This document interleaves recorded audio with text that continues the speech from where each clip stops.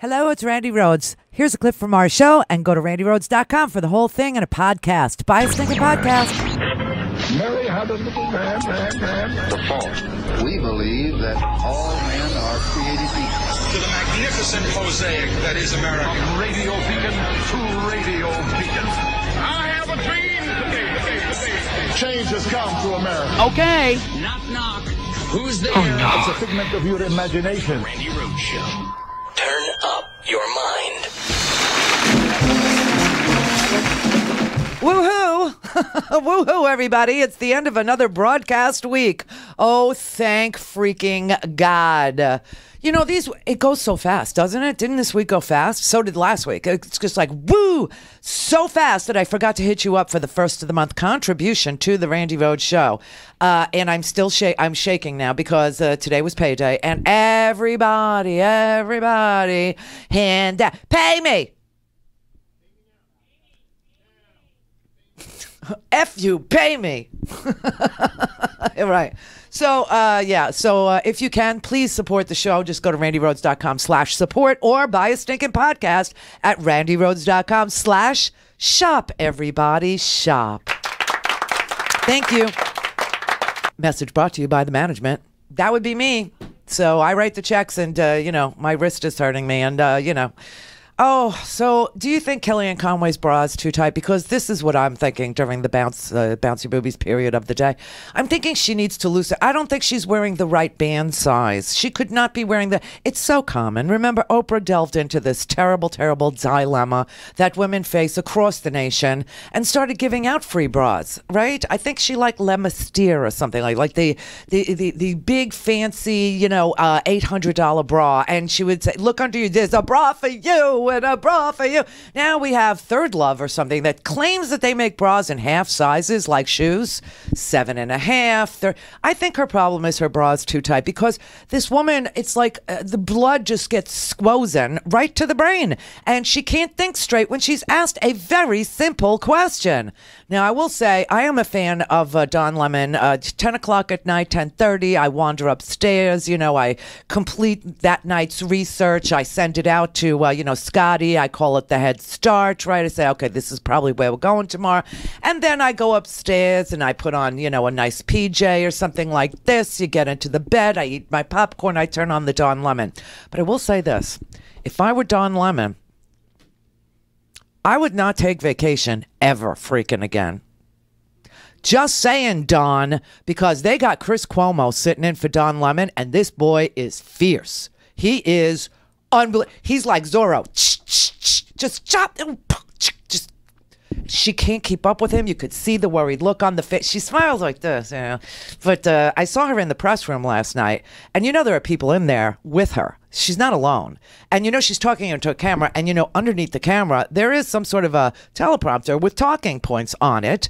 And it keeps her, focused on what their message is. And of course, their message is investigate Hillary. Hillary, Hillary, Hillary. It's all about Hillary. It will never be about anything but Hillary. But you're the president of the United States. You represent the president of the United States. You're standing in the press room that is, the Trump press room because he lives in the White House now and blah. I don't care. I don't care. I don't care. The 11 hours that she testified in Benghazi just wasn't enough for us. The year-long investigation into her private server for emails, that wasn't enough. And by the way, we learned nothing from it because we're still getting, spearfished by people using Gmail accounts claiming to be, Trump's father reaching out from the dead on a Gmail account and he'll answer them.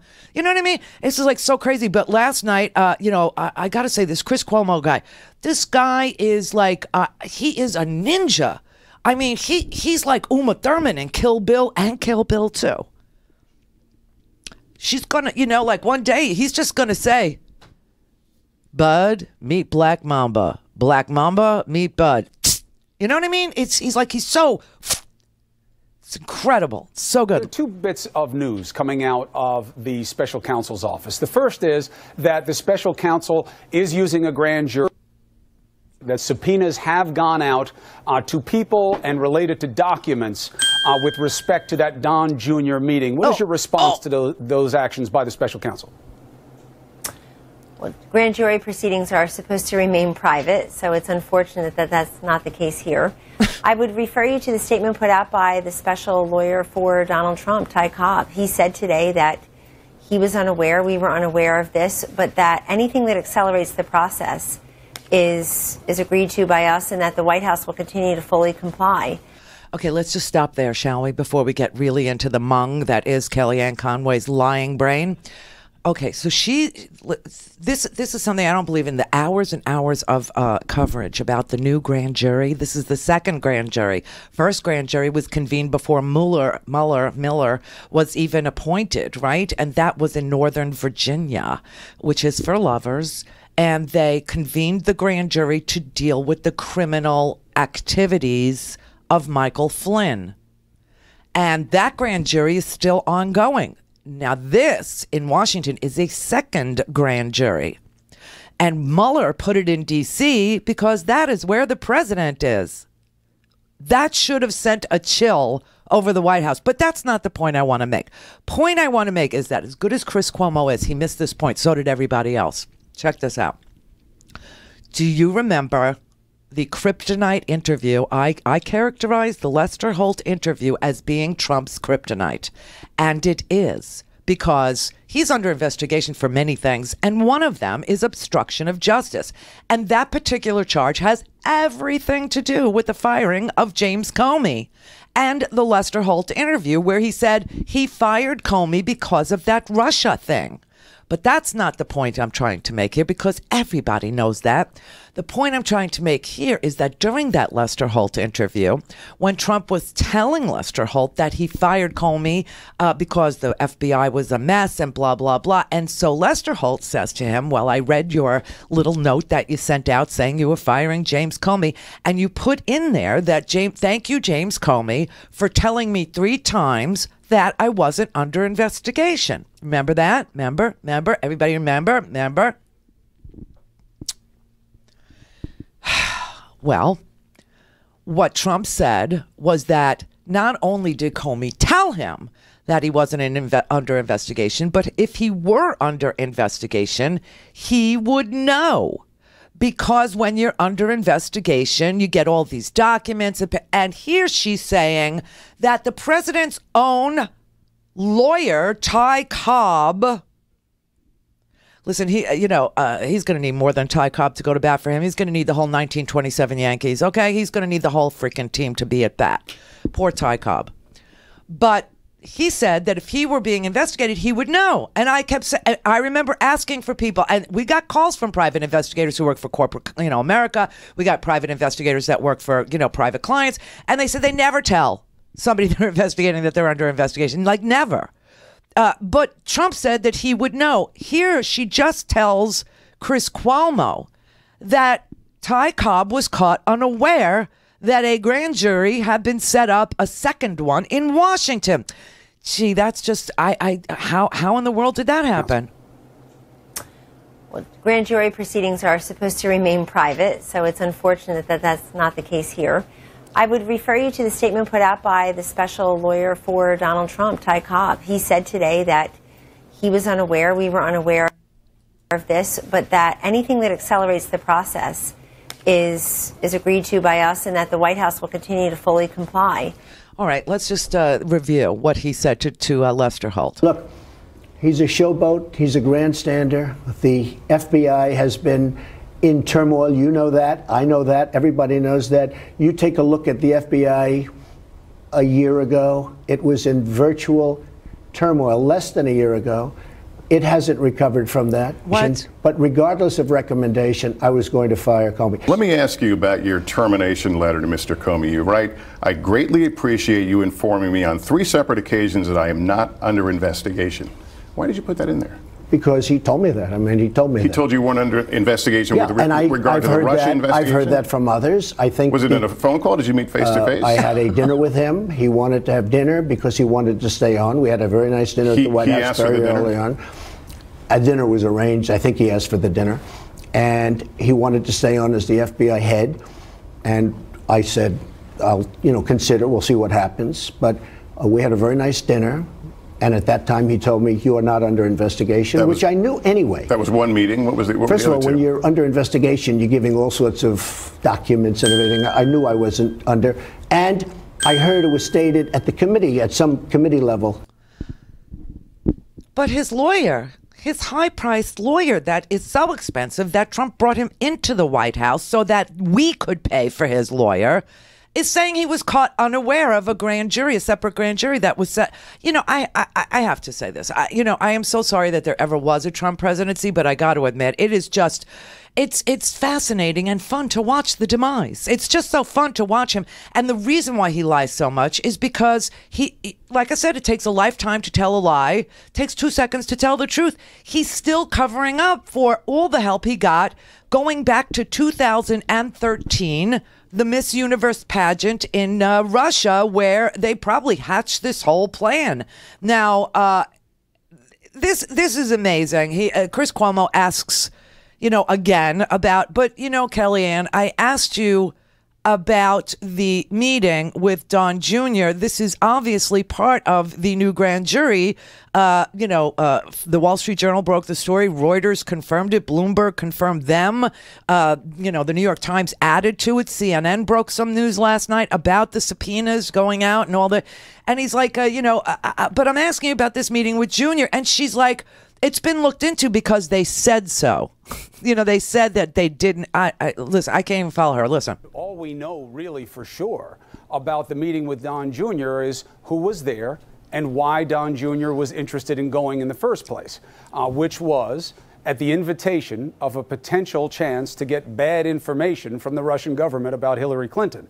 Well, we actually know more than that. We know more than that. We know what Don Jr. has said. We know what Jared Kushner has said. Nothing came of the meeting.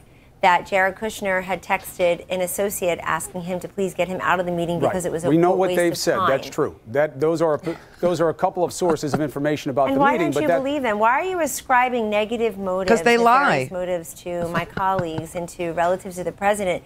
But we're not looking at the evidence we have about, well, you're saying that's what they said. Yes. What is leading us to believe it's not true? Again, because you put out 3 different statements. I never had to go as far as Moscow to find anything negative about Hillary Clinton. I just listened to Hillary Clinton. I understand. She was like a walking treasure box of negative information. She had no uplifting message, no optimism. and she didn't even see the uplift campaign. And even Van Jones, your colleague at CNN, says she lit $1 billion on fire. I agree with him. Well, but regardless of who won the election and how Hillary Clinton handled herself and handled her campaign, it's all irrelevant to the questions of Russian interference. That's not true. Of course they are. If we're going to talk about the election, we should talk about it. No. I'm not talking about the election. I don't even think the word came out of my mouth until you brought it up. This investigation is not about Russian interference. You know that, right? You're talking. I think it is exactly about that. I think one of the reasons that this meeting is so troubling is because what the president had called a hoax and a witch hunt is now demonstrably not that, because there's a grand Russian people reached out, and not like citizens, not like just good people from Russia, but, Chris, I have but to a ask lawyer again, with very specific contacts reached out to his son. And then Trump Sr. writes a press release on behalf of his son about a meeting that Trump said he had no idea even occurred. Then we find out that first press release was written by Trump himself. Then we find out there's a second press release that said, it wasn't an interesting meeting at all. Then there's a third press release going, I'm just going to release all the emails. And the emails clearly show that they were meeting with Russian intelligence officers because they claim to have dirt on Hillary Clinton. So she wants to know, why don't you believe what they say? Why don't you believe what Donald Trump Jr. says or Jared Kushner says, but you believe Hillary Clinton? Because Hillary Clinton has been put under oath for 11 hours in Benghazi. She has had every nook and cranny of her life open to investigate. Bill Clinton faced a grand jury. In fact, he was impeached because he lied to the grand jury, which I think is what Trump's going to do. But just so you know what the talking points are, last night, I got to say, I can't believe he keeps going to West Virginia. I guess he doesn't want the grand jury to be in Washington. I guess he would prefer a jury pool made up of people from West Virginia, but they have the same talking points. What the prosecutors should be looking at are Hillary Clinton's 33,000 deleted emails.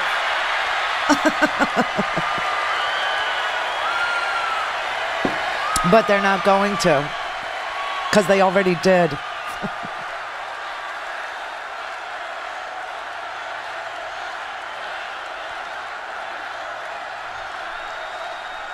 Lock her up.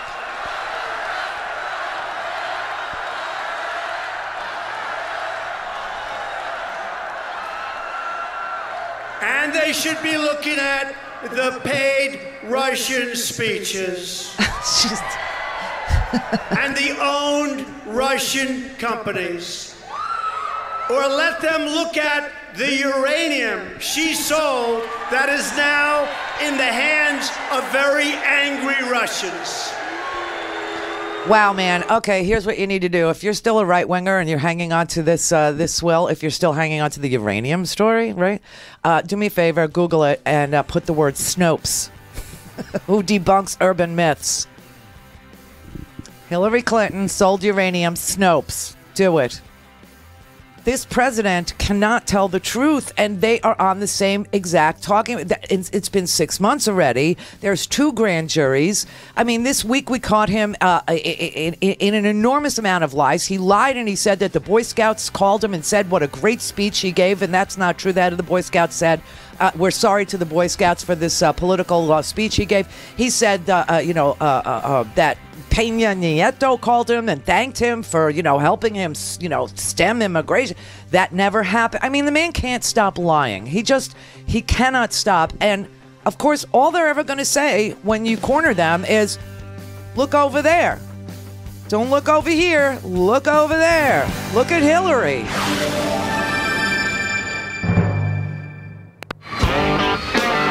For a commercial-free, on-demand, whenever, wherever listening experience, visit RandiRhodes.com for your personal premium podcast today. Yeah, you could buy tile at a chain store if you wanted to. You could wait for a kid to try and answer your questions about what's this made of, or how do I install it, or what's in stock. But what if you wanted serious craftsmanship? What if you wanted custom design, handmade, to order from your imagination, or an inspiration photo that you love? Probably you think you can't anymore, but I did. When it was time to shop tile, I came across a family-owned business that still handcrafts each and every individual tile, matching your colors, your inspiration, your design. Tempest Tile Works. They're based in Portland, Oregon, and they still handcraft the most magnificent tile. Let them match to your fabrics, or to your countertops, or to anything you can envision for your bath or kitchen. Teeny tiny tiles to oversized, their art or yours. It's all doable, it's all affordable, and it's all individually made just for your project. Visit Tempest Tile Works and look at their amazing gallery of designs and styles, and give up the chain stores. Tempest Tile Works, custom made. TempestTileWorks.com. I'm Rick Smith, and this is Labor History in 2.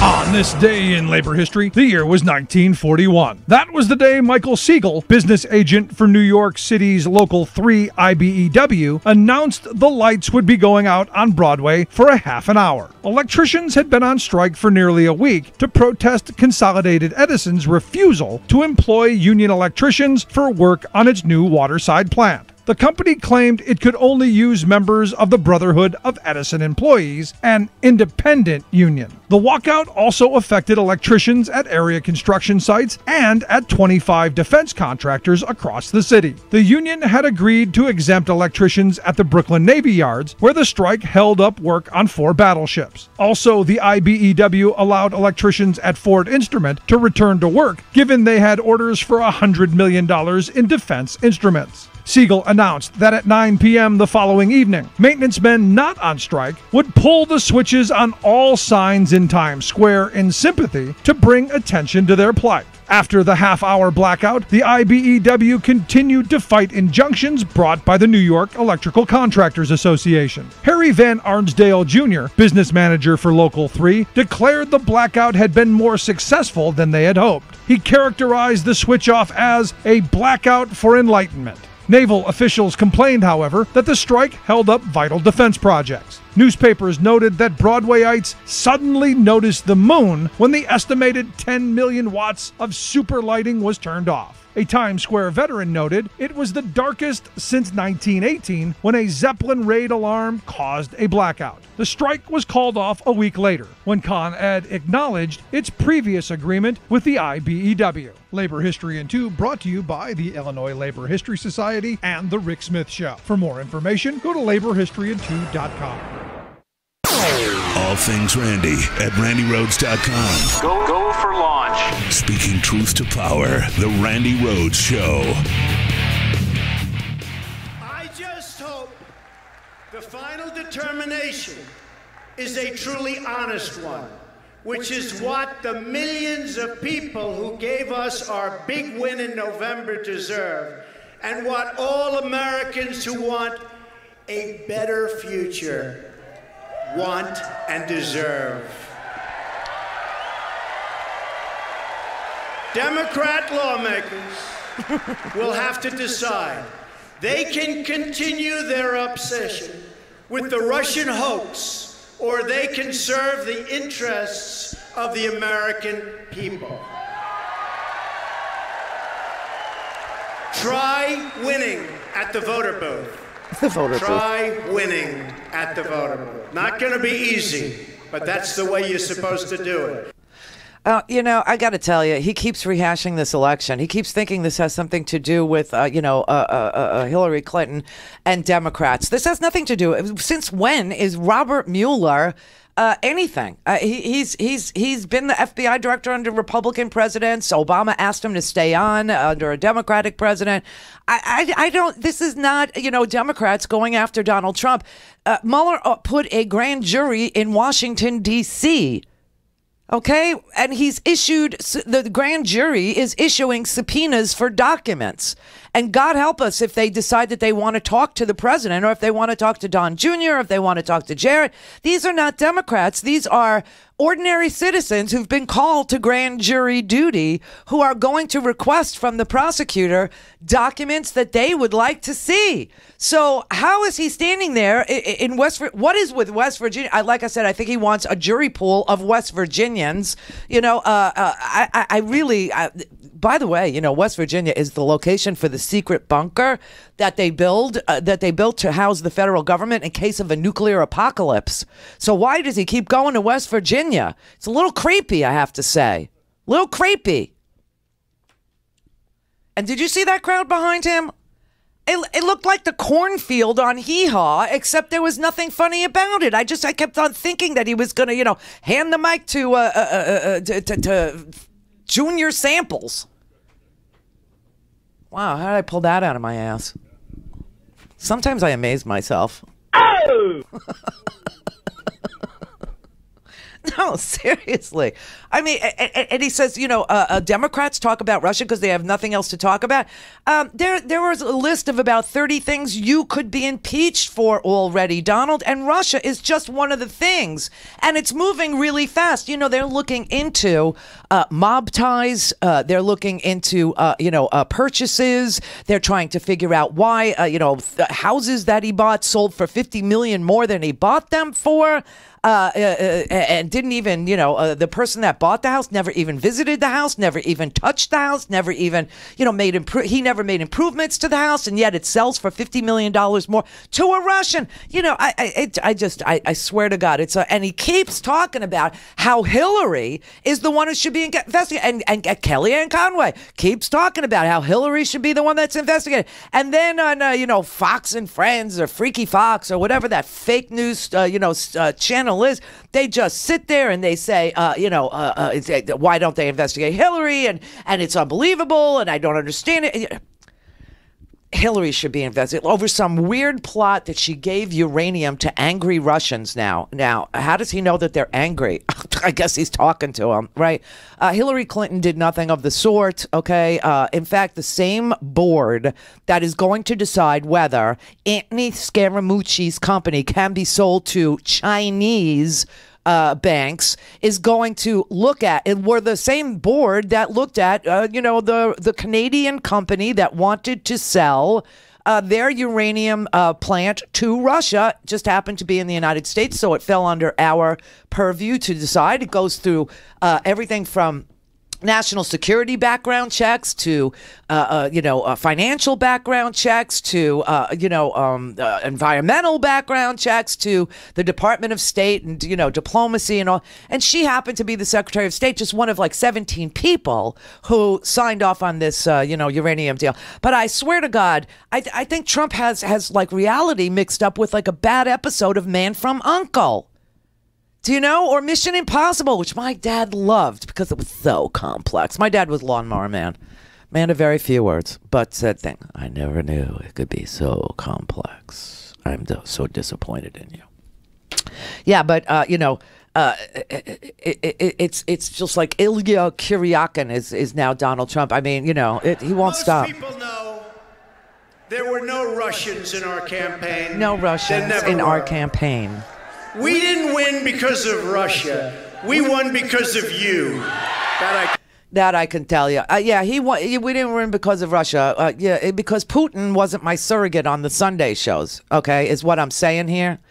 There was no one on although Kislyak, the jury's out whether or not they were on his team. We do know that the emails that Donald Jr. released said that the Russian government was backing Donald Trump and that they had dirt on Hillary that they wanted to pass along with their assurances that the Russian government was backing Donald Trump. So maybe they weren't a direct surrogate of Donald Trump's, but they sure were writing it down, weren't they? They sure were pledging their undying allegiance. And this is crazy. And then he goes on to say, are there any Russians here? Do you see any Russian in West Virginia?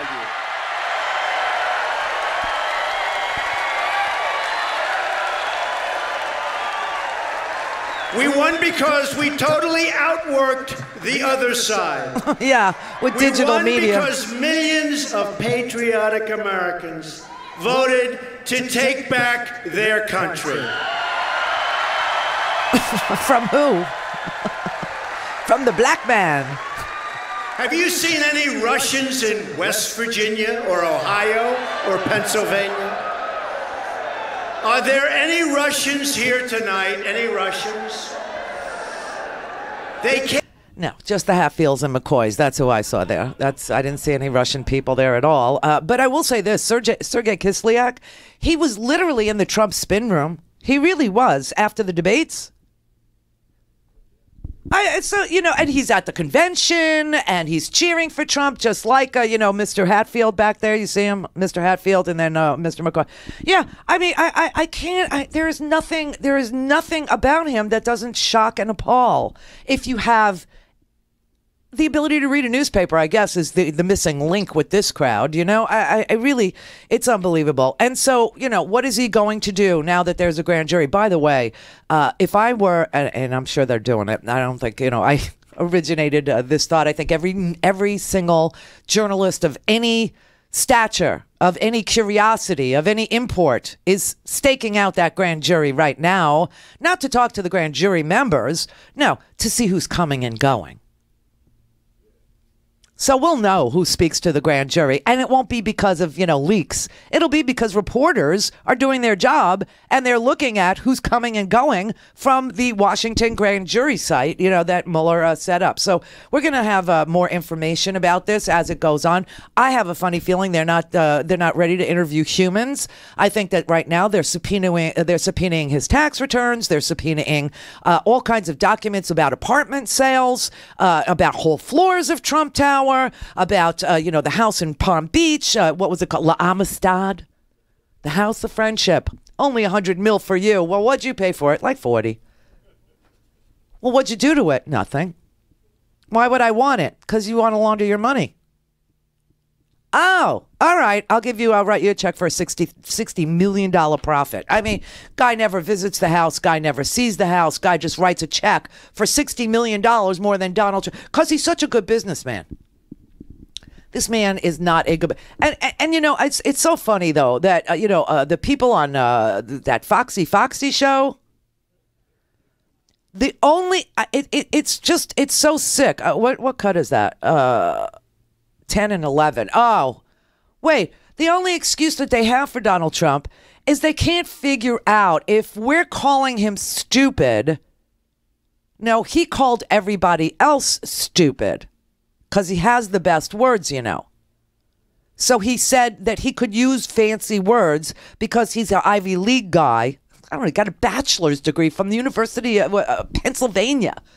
You know, this is his Ivy League bachelor's degree. I mean, under his immigration point system, he wouldn't even get like a point for that because almost all immigrants that come to, I told you yesterday, half of the immigrants that come to this country have bachelor's degrees. So nobody would be, you know, impressed when he talks about Ivy League. You know, when Obama talks about Ivy League, you know, Obama and other presidents, you know, JFK and all that, they're talking about their doctorates, their master's degrees, you know, from Ivy League schools. You know, they're not talking about, you know, that he went to University of Pennsylvania for a year after he transferred from Fordham in the Bronx for a bachelor's degree.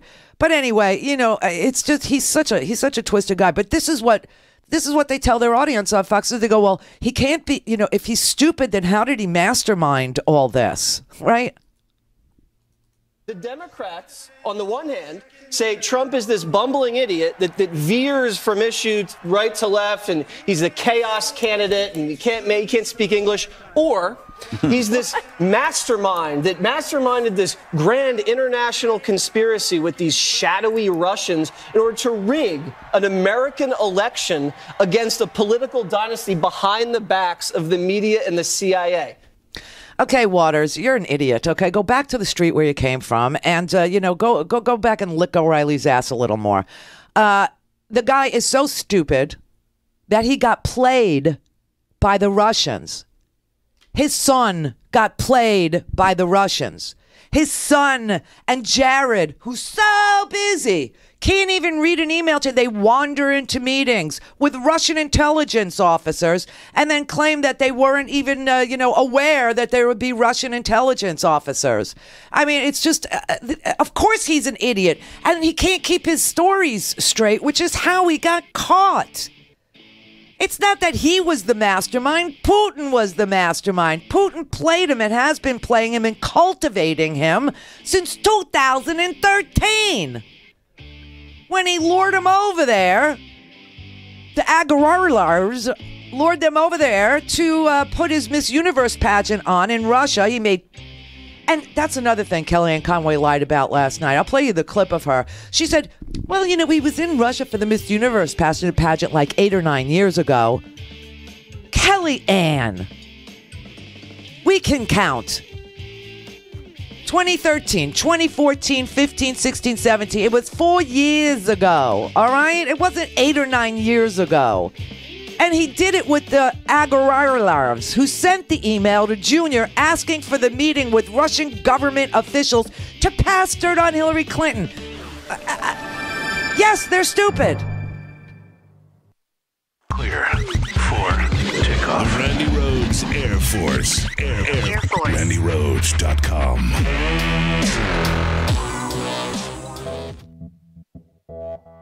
You're listening to WIN, Workers Independent News, a diversified media enterprises production. For WIN, I'm Joanne Powers. As automaker Tesla is moving to ramp up production for its new Model 3 electric car and hire thousands more workers at its Fremont, California facility, workers are mobilizing to form a union, affiliated with the United Auto Workers. The Tesla Workers Organizing Committee sent a letter to the company's board of directors this week with several demands. The workers are calling for a voice in safety policies, as well as issues of rotation schedules, equipment, and ergonomics. Committee member Michael Sanchez has worked at the Fremont facility for 5 years. You're doing 3 jobs with one person, 12 hours a day, 6 days a week. It becomes wear and tear on your body. I'm going to end up having surgery on September 26th. Because I have 2 herniated discs in my neck from having to look up for 4+ years.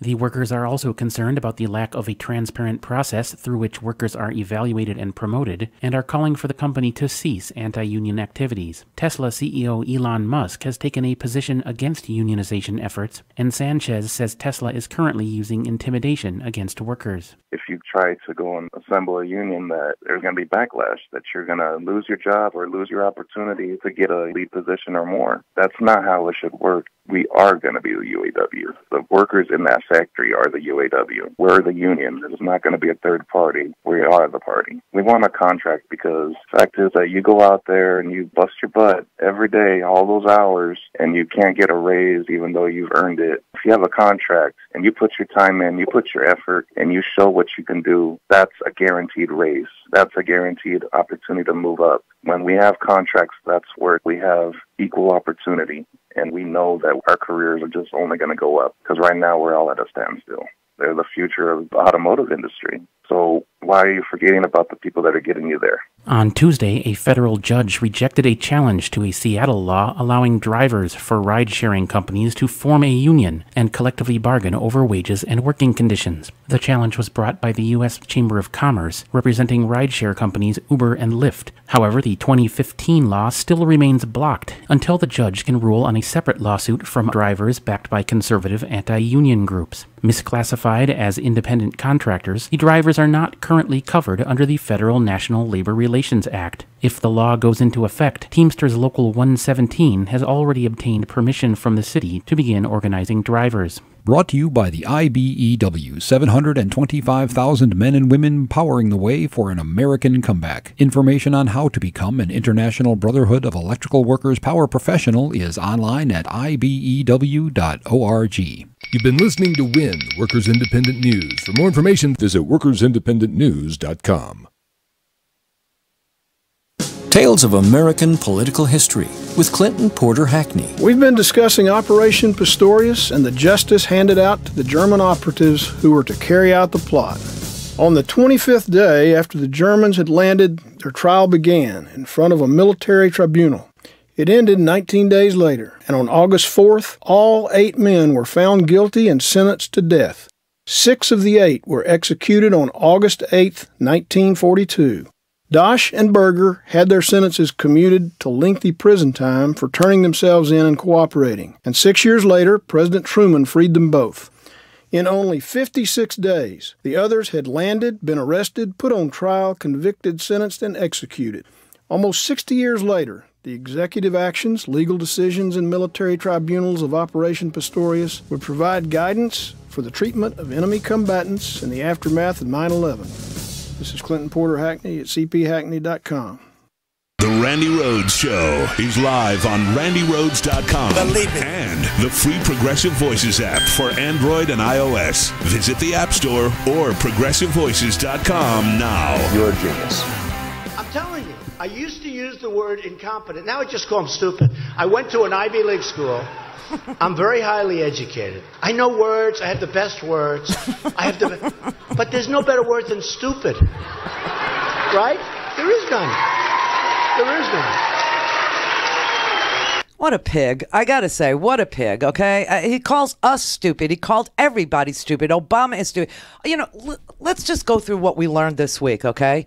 We learned how stupid he really is. We learned that when he talked to President Turnbull is a good man. All right, you play your little games. But that he needed the policy that Australia and the United States had agreed to with regard to 1,250 economic refugees in Australia. He needed the policy explained to him by President Turnbull because he didn't understand it. And he's quoting Fox News numbers to a world leader. He's saying, I heard 5,000, which is Fox News bullcrap, okay? To Turnbull, and Turnbull goes, it goes around and around and around with him to the point where he goes, I hate this phone call. I just hate this. I talked to Putin today, and he was much nicer. This is my worst phone call with I talked to world leaders all day, and this is my. And Turnbull says, look, all I'm telling you is keep your word, keep your commitment, be presidential. You don't have to take any of these people. You just have to promise to vet them. Although we've already done that because we've had them for 3 years. We know exactly who they are. They're not bad guys. They're economic refugees. They came by human smugglers, and we're trying to tamp down human smuggling. So we sent a message to the human smugglers. If you smuggle a human, we're going to stick them on an island. And you agreed to vet them and take 1,250.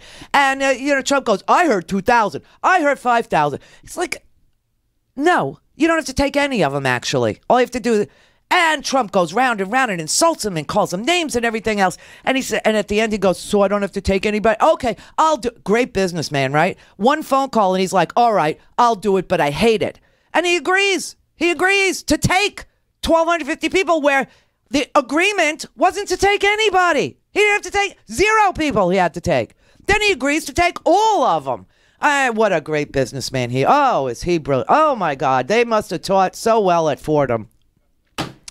But yeah, and he's got a bachelor's degree. Woohoo! And then, so then we see the transcripts leaked. We find out that he is an idiot, that he needs, policy explained to him by foreign leaders who go round and round and round and round with, and then, you have like lie after lie after lie, right? We have Peña Nieto called to thank me for my large impact on his immigration on the southern border. Never happened. The Boy Scouts told me that this was the greatest speech ever. The head of the Boy Scouts actually, said that he's distancing himself. So then he starts playing to the base, and he says this week, cops should be very rough with people. They shouldn't be nice, because he's listening to Proud Mary in the limo or something. Sometimes we like to do it nice, but sometimes we like to do it rough, nice, and rough. Right? This is what he tells the police officer, right? It's like so amazing. Then Jeff Flake writes an op-ed saying the Republican Party is in denial about Donald Trump. Donald Trump is dangerous. Donald Trump is stupid. Donald Trump is all this. The Republican Party's got to get its act together and realize Donald Trump is dangerous. All right, so that was good. Then we learned from fake news that, yes, there was a whole fake news story in addition to Comet Pizza, in addition to Hillary Clinton dying. She's on her last leg. Why? Because she had pneumonia on the campaign trail because she was working her butt off. And then we find out that the whole Seth Rich story, which is a sad story about a 27-year-old kid coming home from a bar, 4:20 in the morning, dicey neighborhood in Washington, D.C. Bad robbery goes bad. He fights back. They shoot him. He dies. Not, the hitman style that they're, projecting. No, they didn't shoot him in the head. Somebody just took a shot at him. The EMTs come. He's not dead. He goes to the hospital, makes it that far. He's not dead. Then finally he passes away from his injuries. And they rake the dead body over the coals at Fox News because they have no respect for anything. They did it with Terry Schiavo, too. These people are grotesque human beings. My sister was dying when Terry Schiavo was dying, and she was about ready to go to hospice, and I swear to God, it was down here in Florida, and Sean Hannity is broadcasting live from outside the freaking hospice. It was the sickest freaking thing. Then they lie about Tiller the baby killer, that all you have to do is show up and just tell him, I'm due tomorrow, but I changed my mind, as if women were just vile human creatures that just change their mind or are doing some Nazi experiment on sex selection, and we decide, oh, it's a boy, I wanted a girl, please take the... really? They discuss, and to a point where a guy goes to Dr. Tiller's church. He was in church on a Sunday. It's Sunday, Elliot. It's a Sunday. Why are you calling me? He goes to the church and he kills Dr. Tiller. Then the Comet Pizza story is so fake. You got a guy from North Carolina locked and loaded. Drives from North Carolina. I mean, these people are dangerous. They really are. They're very sick human beings, and they have no moral compass whatsoever. In fact, Greg Gutfeld, this guy just irritates me, okay? I have no idea why he's still there. He must have photos of somebody on a treadmill getting porked by somebody else that they shouldn't be getting porked by. I mean, I swear to God, this guy is the most inane, unfunny, ridiculous excuse for anybody to be branded as a contributor to a news station. I mean, he's got nothing going for him. And he's actually said out loud, because they have no morals, they have no internal thing that says when the president is lying repeatedly to the point where if God forbid something happens, either externally or internally, we won't believe a word he says, then it's time for the president to go. He won't say, he says, I would rather have the liar. He actually says, I prefer, I would rather have a liar. Destroying ISIS means more to America than something he made up about the Boy Scouts. That's language. That's a lie. Maybe he lied about the Boy Scouts. People are saying, I don't care. ISIS is gone. ISIS is gone. ISIS is everybody. ISIS is gone. I have to have a president who lies about the Boy Scouts to destroy ISIS. I'll take the liar. Yeah, but you wouldn't take the liar if you're a Republican who said, oh, wait a second. I was promised repeal and replace on health care. That's not language, Greg. That's actual. Yeah, and everybody shares that blame. Oh, no, everybody shares that blame. Everybody shares that blame. Everybody. No. The Republican Party has the House and the Senate. They have all the leadership positions, every committee.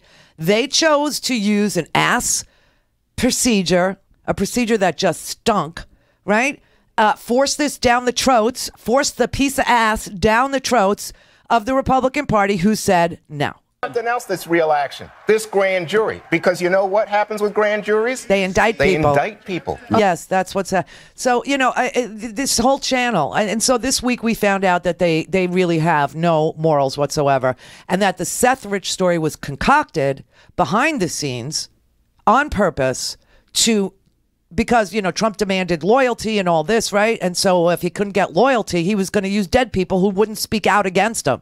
But apparently the forensics said this guy was not the victim of a hit. It was a robbery. However, the Seth Rich story was concocted and designed to debunk the Russia hacked us story. And Russia did hack us. It was to debunk the intelligence community. That is sick, that you have a president of the United States who is trying to discredit the intelligence community because he finds their conclusions a blow to his ego. That's really sick.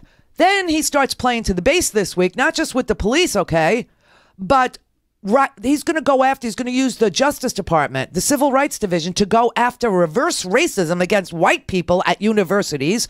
And by the way, he's going to tweet out some transgender ban that he thought would play to the base, while the Joint Chiefs say, no, we're not going to do that. Absolutely not. We're not following that. We're not going to do that. And then, now you've got the Senate and the House voting overwhelmingly, almost got this new era of bipartisanship. It's almost, amazing.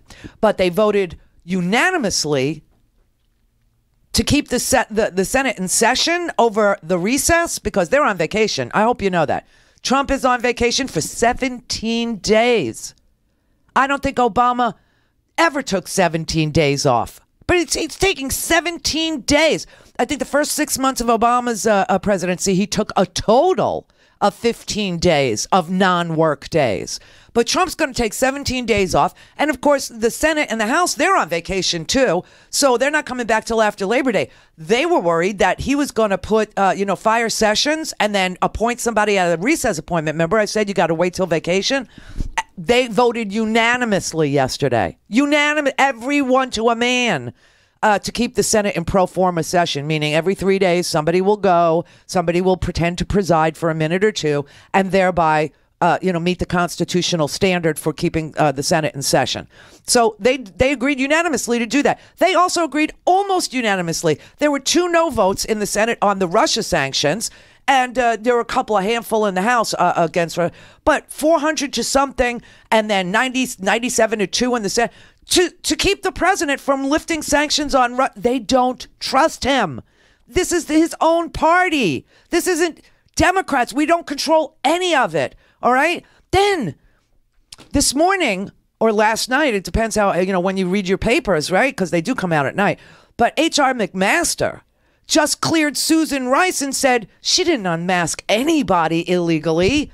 She didn't do anything wrong, and said she could have her security clearance for the rest of her life, and doesn't have to be need to know either. She can know whatever she wants. She can ask for whatever briefing she wants for the rest of her life. And that's Devin Nunes's ass, because Devin Nunes was the one, remember, the reason why Susan Rice came up as a distraction, the way Hillary is coming up as a distraction with this fake news story about the uranium deal, which has been fake for a really long time and debunked forever. But the Susan Rice lie came from Devin Nunes. Remember, he pretended he's the chairman of the House Intelligence Committee, and he pretended that he got intelligence from a rogue intelligence officer was leaking to him that Susan Rice had unmasked people in the Trump campaign illegally to monitor them, to spy on them. But he really got it straight from the White House. He pretended he was getting from the intel community, and he was going to the White House to tell the White House about it. But what happened was he went straight to the White House, who told him, Trump told him, go out there and say that because Trump tweeted that Obama was wiretapping him. That's how far back this goes. Well, they completed their investigation, and H.R. McMaster said Susan Rice did nothing to monitor people. She did nothing to, she followed all the rules of the road. What she was getting was real intelligence saying, we have intercepts of Russians speaking to Michael Flynn. We have intercepts of Russians, coming to Trump Tower. We've seen them go into Trump. The intelligence community was getting real time, incidental collection because they had Kislyak routinely monitored. They had all Russian intelligence officers known to our intelligence community monitored, and they were catching incidental collection. They were catching the Trump people talking to the freaking Russian spies. She said, well, I need to know the names of these people. Like, who is this? And his national security advisor, incoming. Honest to God. And then yesterday we find out there's a second grand jury, a 16th lawyer, and the president is going on vacation. So the Senate takes a vote last night. We got to stay in session somehow. All right, let's do a pro forma. Let's meet the constitutional requirement. Somebody's going to have to fly down to Washington, preside over the Senate for a minute every 3 days. So he can't do recess appointments. This guy can't be allowed to do recess appointments, can't be allowed to take sanctions off of Russia. They don't trust him. Who does? The Randi Rhodes Air Force. The Randi Rhodes Show is live on RandiRhodes.com and the free Progressive Voices app for Android and iOS. Visit the App Store or ProgressiveVoices.com now. Now, the top of the hour on the Progressive Voices channel on TuneIn presents the Green News Report. 2,000 acres home to more than 400 bird and plant species could soon see a border wall cut through the northern side of the refuge. DHS waives environmental laws, prepares to bulldoze wildlife refuge for Trump's border wall. Court of Appeals orders EPA to enforce methane regulations. Now, Great Britain to phase out all diesel and gasoline cars. Plus, the next buy I do is my next car, which will be an electric vehicle. Shell Oil CEO says his next car will be electric. Really? Yes. Cool. All of those stories and more straight ahead from BradBlog.com. I'm Brad Friedman. And I'm Desi Doyen. Stand by for 6 minutes of independent green news, politics, analysis, and snarky comment. Looking at you, two things are clear. Heaven is missing an angel. Well, thank you, Al Gore. And the U.S. is missing any kind of viable, responsible climate policy. Oh. This is your Green News Report.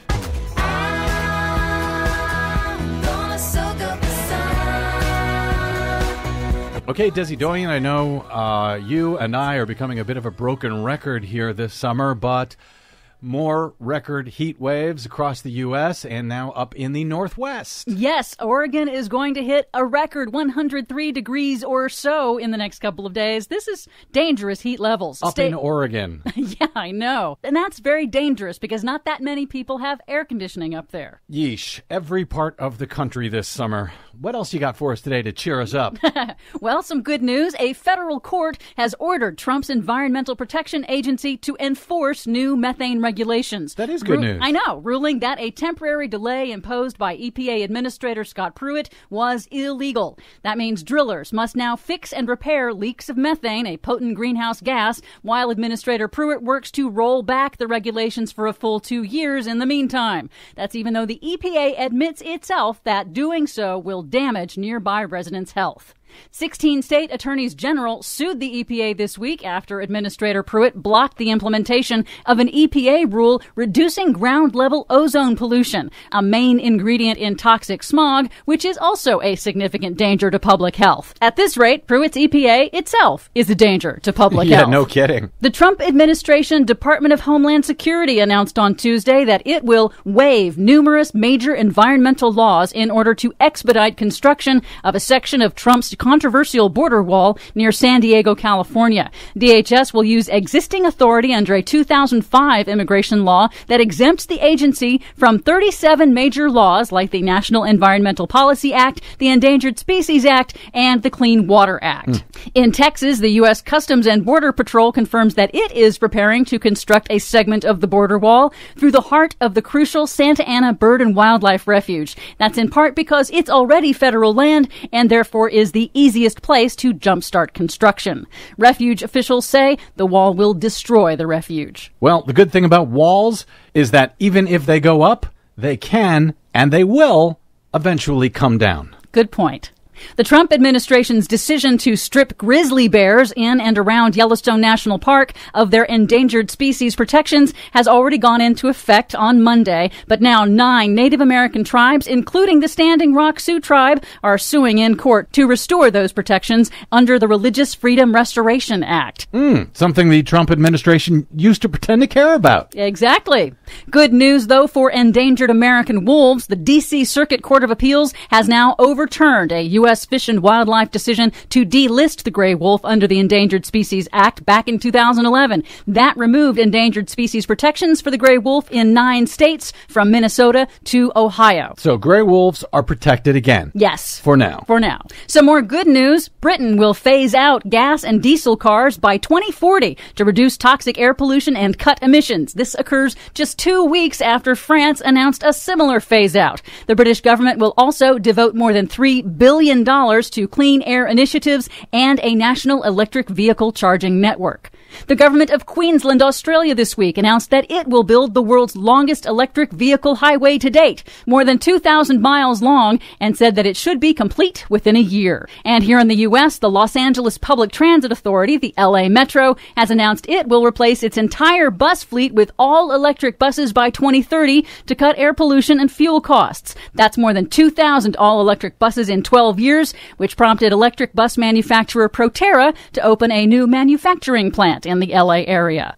All of these big moves away from fossil fuels have prompted the CEO of Shell Oil, Ben Van Beurden, to tell Bloomberg News this week his next car will be electric. The next buy I do is my next car, which will be an electric vehicle. I think the whole move to electrify the economy, electrify mobility in places like Northwest Europe, in the US, even in China, is a good thing. I mean, we need to be at a much higher degree of electric vehicle penetration. Good for the CEO of Shell Oil. I know.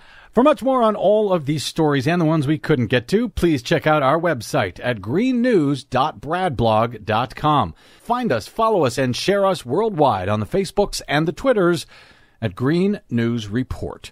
I'm Brad Friedman. And I'm Desi Doyen. And this has been your Green News Report. Beep, beep, beep, beep, yeah! Please help Progressive Voices support the Green News Report by stopping by bradblog.com/donate. Mary had a little man. The fault. We believe that all men are created equal. To the magnificent mosaic that is America. From radio beacon to radio beacon. I have a dream today. Change has come to America. Believe it. Knock, knock. Who's there? Hey! It's a figment of your imagination. Randi Rhodes Show. Turn up your mind.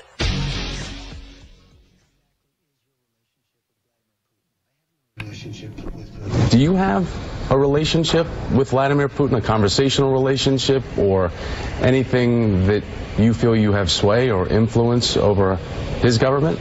I do have a relationship, and I can tell you that he's very interested in what we're doing here today. He's probably very interested in what you and I are saying today, and I'm sure he's going to be seeing it in some form. But I do have a relationship with him. I have no relationship with him. But if you have no relationship with Putin, then why did you say in 2013, I do have a relationship?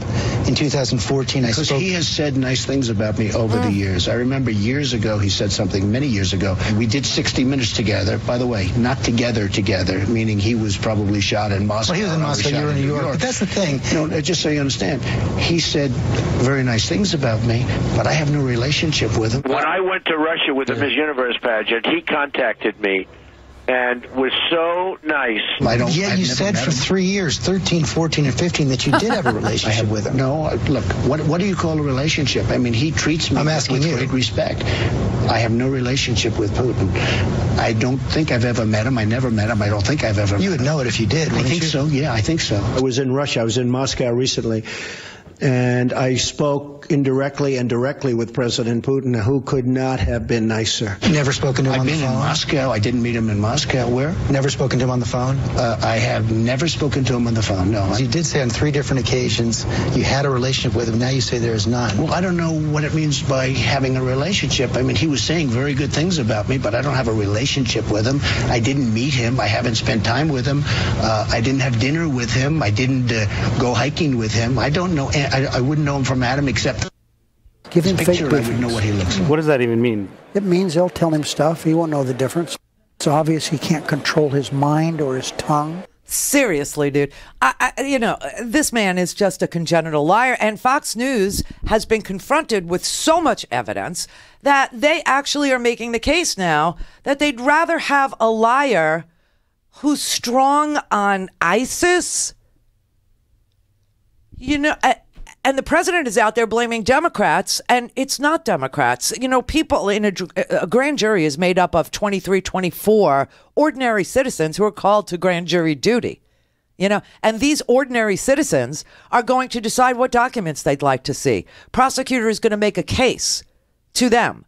And in order for them to indict, they're going to say, well, that's what you say, but I'd like to see the financials. That's what you say, but I'd like to see the evidence. I would like to see, the transcripts. I would like to see the intercepts, the phone, and they can see whatever the hell they want to see. If there are intercepted calls, if there was, a meeting in Trump Tower, they're going to want to see the emails. They're going to want to see the dates. They're going to want to know about these people. They're going to want to know whether or not and they're going to want to talk to the president. And they're going to want to talk to Don Jr. And they're going to want to talk to Jared Kushner. And they're going to want to talk to Paul Manafort. They're going to want to see his financials. They're going to want to see how he ended up making $13 million from a Ukrainian dictator who fled back to Putin's Moscow after the people in Ukraine rose up and kicked him out of their own country. I mean, they're going to want all this evidence. And these are ordinary people. These are not Democrats in Congress. These are not Democrats that go to town hall meetings. These are not Democrats in the Senate. These are ordinary people who are called to grand jury duty who will be requesting things to make the prosecutor prove their case. That's what's happening here. And Fox News knows it. And they're just going to sit there and keep on ginning up the base by pushing out stories like there's reverse white racism in this country, Transgender people, it would cost so much to pay for their sex change operations that we can't have them in the military. I got news for you. I told you this. The vacations that Donald Trump has taken already would more than pay for transgender medical costs in the military. And he's on target to cost us $237 million just for his golf trips. Yeah, $237 million of taxpayer money on his golf trips. This is his, he's taken, he's been here for 197 days. And of those, 58 of them have been vacation days. 58 of them. Obama, at his 6-month mark, had taken 15 vacation days. This president has taken almost 60. That's almost 2 months of vacation days out of 6. And didn't he say, I won't be taking very many vacations. Obama with his golf, I won't even be playing golf. I won't have any vacations because you would think that you'd like to stay at the White House and make America great again and do the work and work really hard. And I won't be taking, long vacations, if any, he said. I mean, honest to God, man. Now, this amount of money, he could have covered 5,517 Medicaid people for a year. He could have covered 6 years of health care. 6 years of health care for transgender soldiers. 6 years of health care. 22.8 million meals could have been paid for through our nutrition assistance programs. SNAP. We could have awarded almost 9,000 Pell Grants to students who have a desire to go to college but not the money. We could have done 11,500 Meals on Wheels deliveries. All right. And that's just what he spent so far. He's on track to cost us $237 million.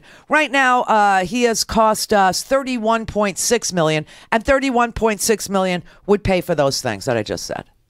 Medicaid, 6 years of health care, 11,500 Meals on Wheels, 9,000 Pell Grants, 22.8 million meals for people who get SNAP benefits.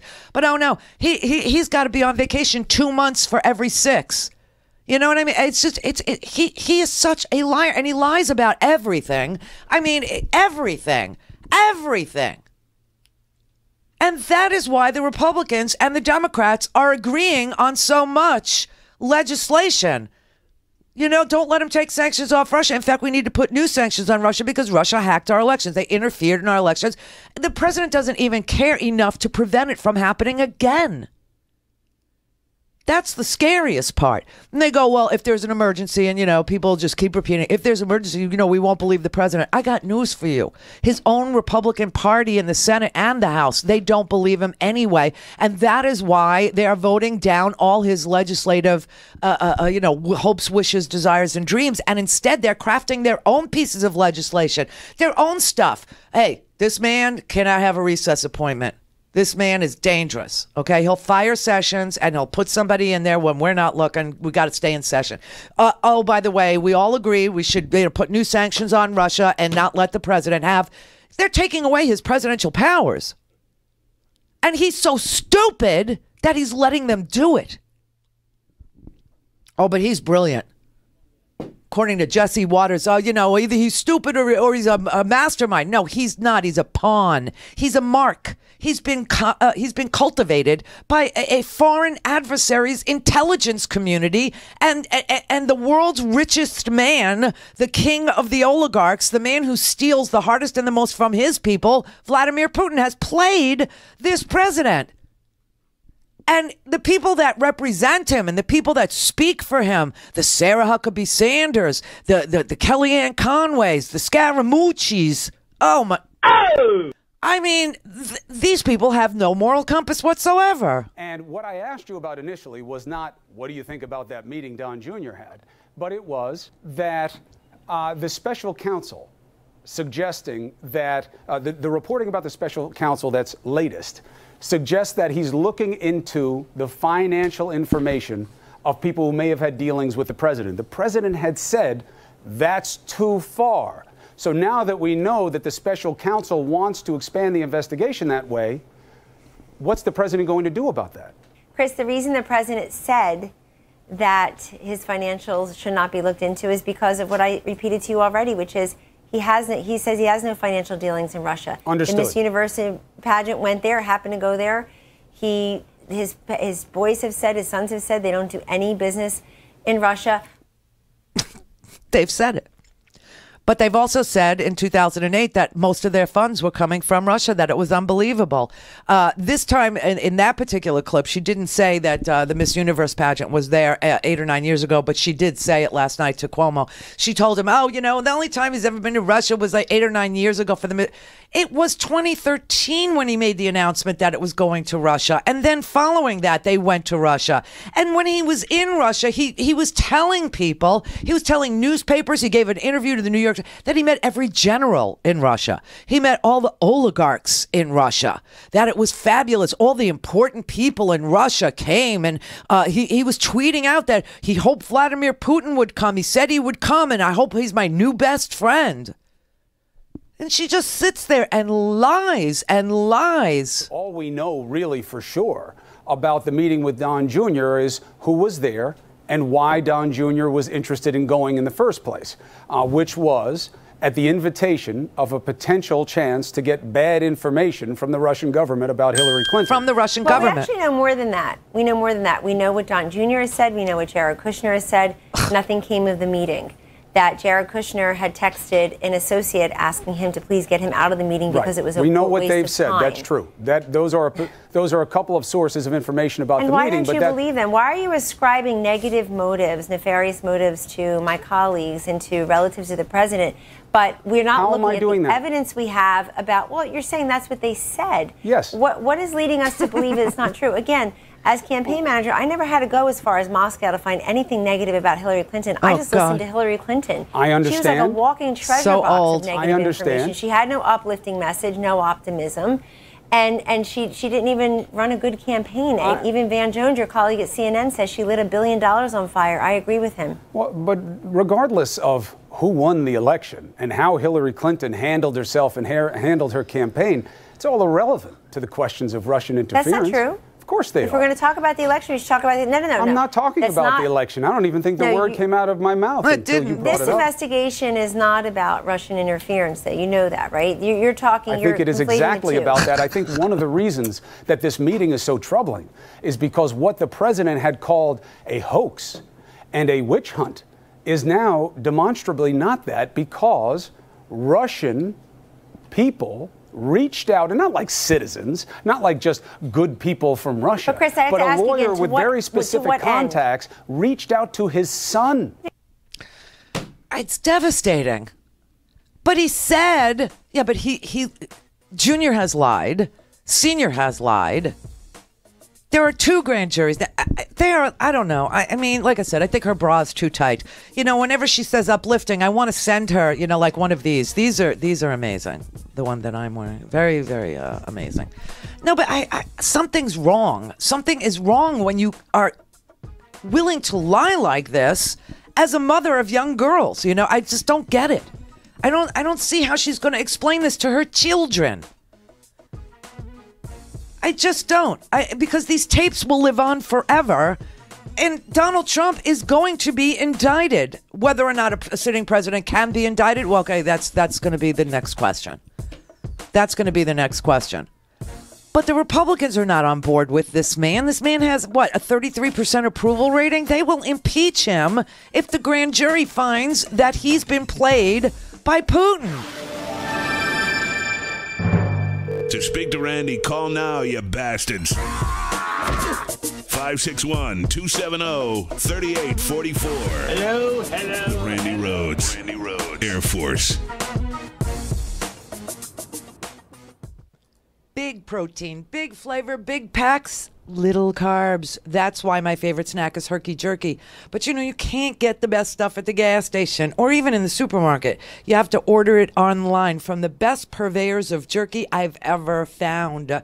Herky Jerky. Herky Jerky is the official snack of the Randi Rhodes Air Force, and it comes in elk, buffalo, beef, bacon, oh yes, bacon, hot, mild, or 14 other incredible flavors. And for the month of August, not only on the 4 new flavors, new beef jerky, but $5 off on all of the full pack products, the bacon, the venison, the buffalo, and the elk. It's Herky Jerky's 9-month celebration with the Randi Rhodes Show, and the Herky Jerky owners would like to thank all of the loyal customers who have supported us because they are a small business. So are we, and we are very grateful.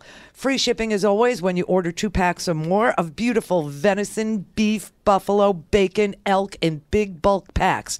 You get your money's worth and $5 off of all the full pack products. Just visit herkyjerky.com and enter promo code August.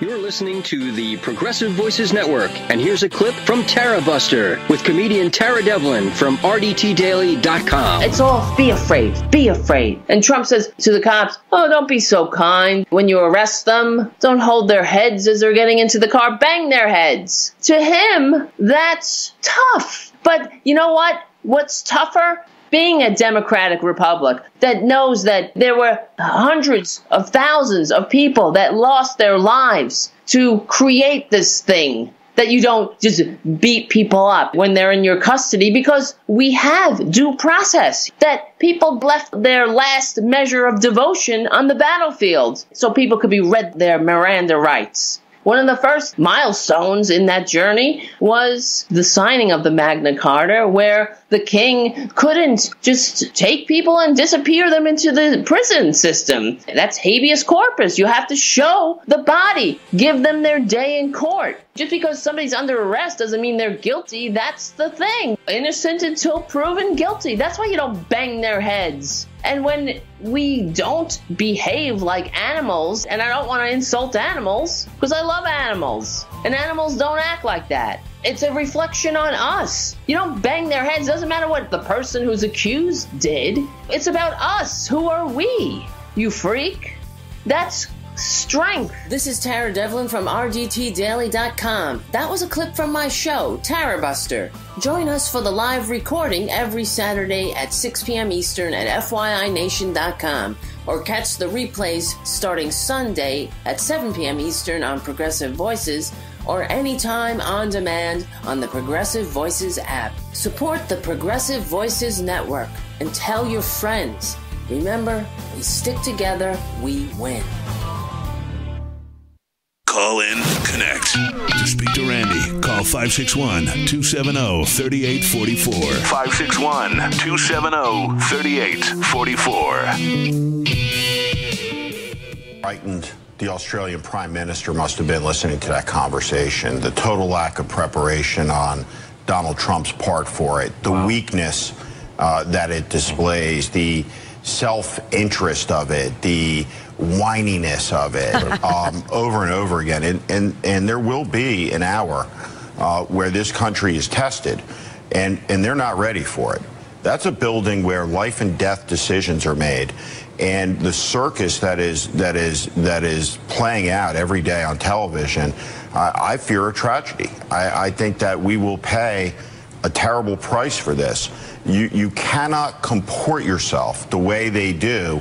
The dishonesty, the lack of discipline, the lack of rigor, the lack of preparation, and not have something very bad happen. And to Gene's point, what's so startling about his rhetoric tonight is how fundamentally illiberal it is. And this is a hallmark of totalitarian or autocratic regimes, when the people are talked to about the they, the them, the insidious dark force. Stephen Miller talking about the cosmopolitans, the other, the insinuations that they're making. People should be alarmed by it. It's dark. It's not normal in a democracy, in the degree to which the Republican Party has been turned into this victim party, grievance party. And when you listen to the phone calls, you listen to the speech, there is no victim bigger than Donald Trump.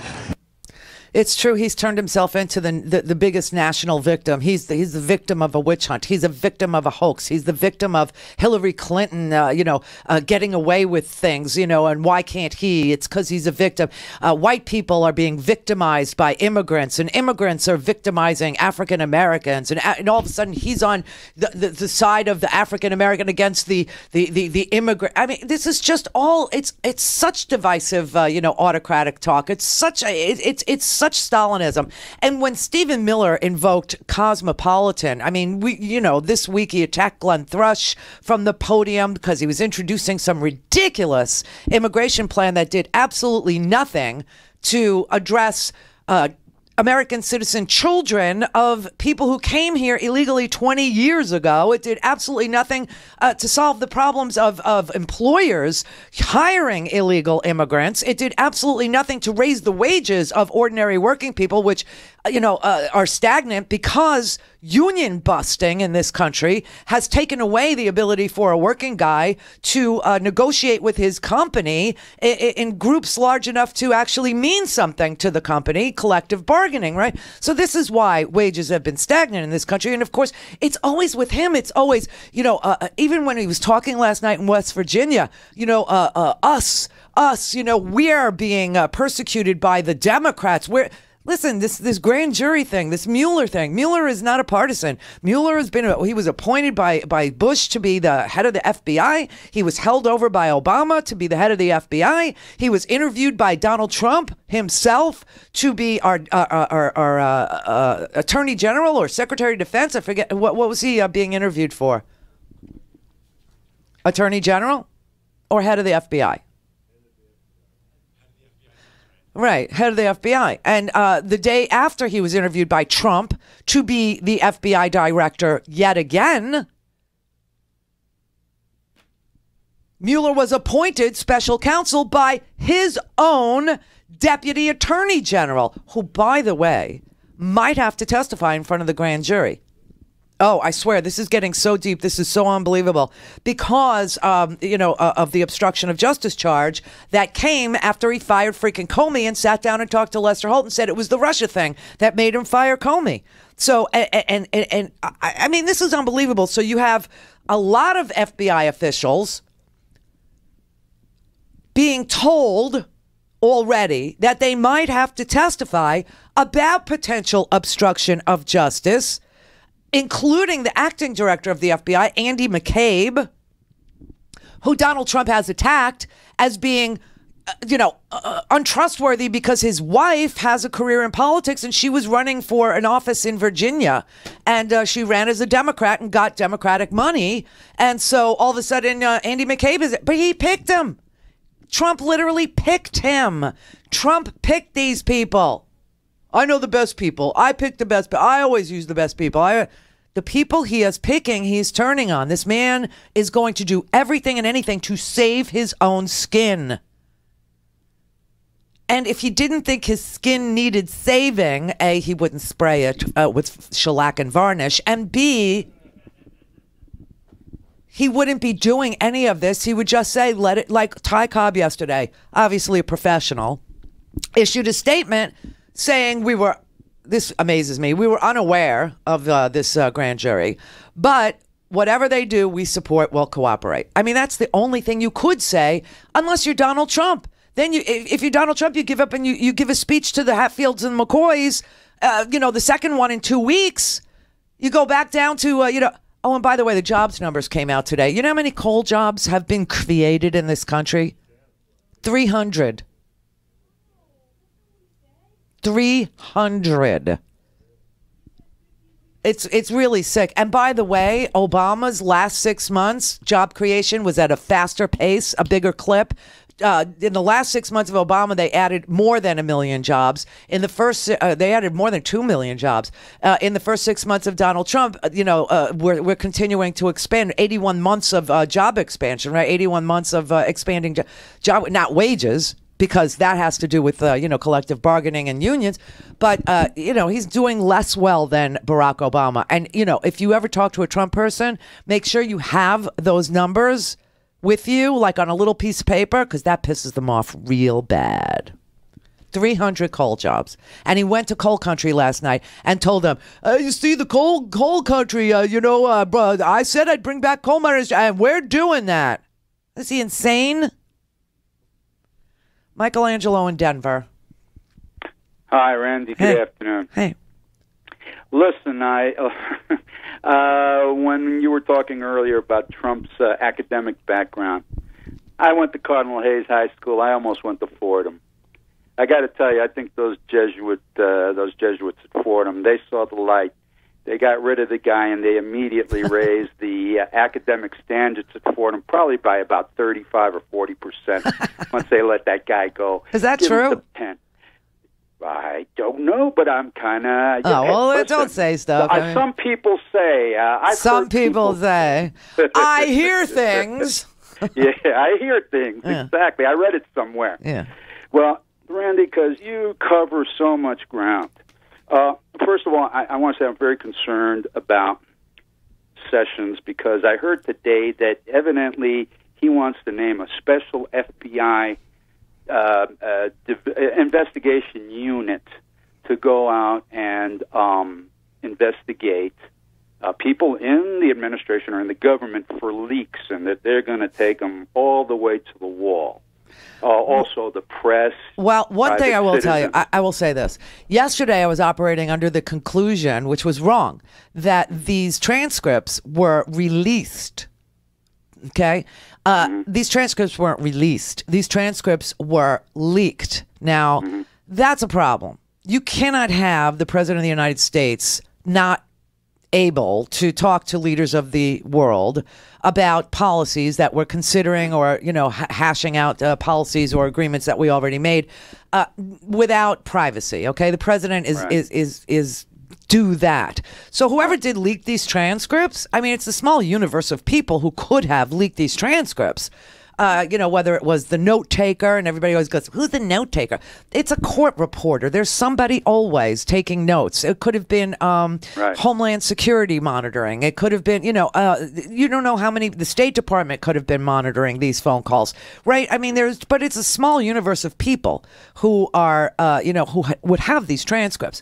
So that is just an indication of how frightened people are of what Donald Trump is heard saying. That is why there are so many leaks. There are so many leaks from his own White House. There are so many leaks from the intelligence community. There are so many leaks from either the State Department or Homeland Security or somebody in the White House who was, listening in on these phone calls to Peña Nieto and to Turnbull. I mean, people are terrified with what they're hearing, and that's why they're leaking. However, the leaking of it is a problem. Yeah. I understand. And last night I heard that several times that, this is something that shouldn't be done.